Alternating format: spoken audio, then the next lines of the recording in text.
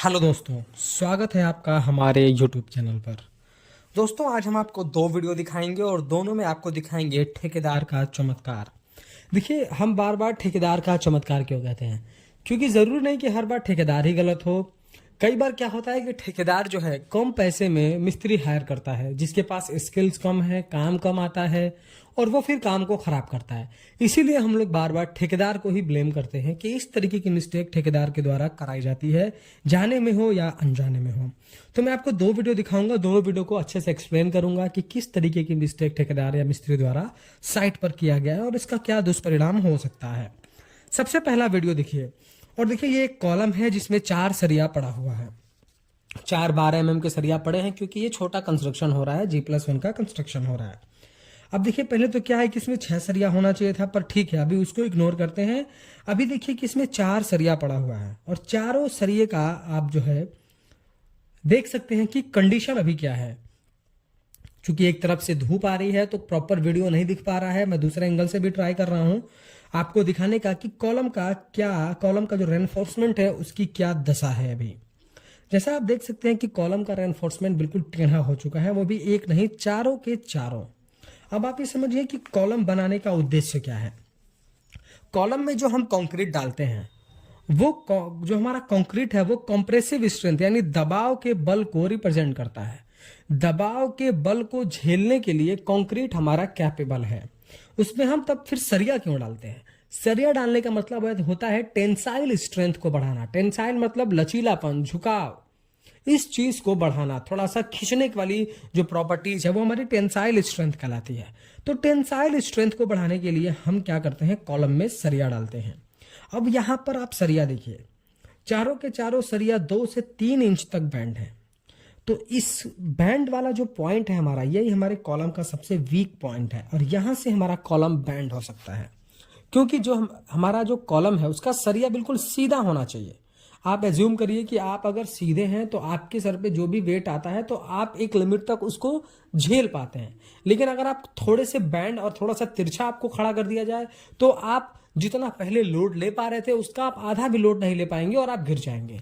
Same condition यहां भी apply होती है कि कॉलम का सरिया बिल्कुल सीध में होना चाहिए, पर यहां पे कॉलम का सरिया मिस्त्री द्वारा कुछ अजीब ही बना दिया गया है और यही हमारे कॉलम का सबसे वीक पॉइंट है। अगर थोड़ा बहुत भूकंप आता है या फिर मैक्सिमम लोड आते हैं तो जो हमारा जो चारों सरिया जो बैंड हुआ है, यहीं से हमारा कॉलम फेल हो सकता है, हमारा स्ट्रक्चर भी फेल हो सकता है। तो ये हमारे कॉलम का सबसे वीक पॉइंट है। आप समझते हैं ये गलती हुई कैसे? देखिए, ये जब कंस्ट्रक्शन हुआ तो जो भी हमारा मिस्त्री या फिर ठेकेदार था, पहले कॉलम की कास्टिंग करी। कॉलम की कास्टिंग करने के बाद उसने ब्रिक वर्क करा।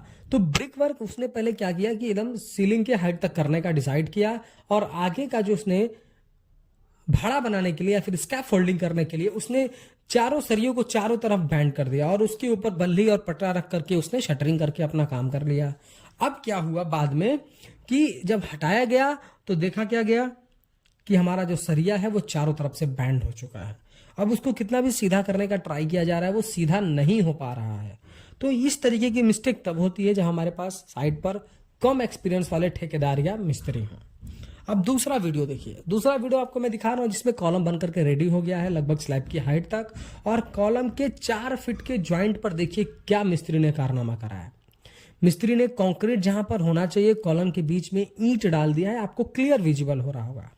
ये हमारे इस कॉलम का सबसे वीक पॉइंट है, क्योंकि जब ऊपर से लोड आएगा तो कंक्रीट अलग लोड ले सकता है और ब्रिक एक अलग लोड ले सकता है। कंक्रीट जब लोड को ट्रांसफर करेगा और जो हमारा ब्रिक है वहां पर आकर ब्रिक पर लोड आएगा तो ब्रिक पहले ब्रेक कर जाएगा, कॉलम खोखला हो जाएगा और वहां से जो है हमारा कॉलम वीक हो सकता है और कॉलम फेल भी हो सकता है।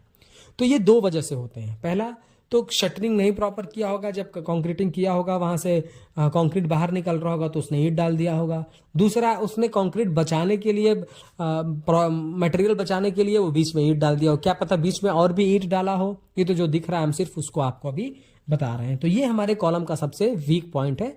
तो दोनों के दोनों कंडीशन में आप देख सकते हैं कि मिस्त्री और ठेकेदार द्वारा कितनी बड़ी गलती करी गई, जिसकी वजह से ये बिल्डिंग का जो कॉलम है वो बिल्कुल भी यूजेबल नहीं है। ये एक तरीके से मान के चलिए कि बिल्कुल फाल्स काम किया जा रहा है। इसलिए ऐसे वीडियोस जब भी हम बनाते हैं और किसी साइट पर जाते हैं, इस तरीके की मिस्टेक देखते हैं तो हम उसको ठेकेदार का चमत्कार ही बताते हैं। वीडियो पसंद आया हो तो प्लीज़ वीडियो को लाइक कर दें, और अगर चैनल पर नए हैं, कंस्ट्रक्शन से रिलेटेड ऐसे ही इन्फॉर्मेटिव वीडियोज इन फ्यूचर देखना चाहते हैं तो प्लीज़ चैनल को सब्सक्राइब करके बेल नोटिफिकेशन को ऑल पर प्रेस कर दें। Thank you.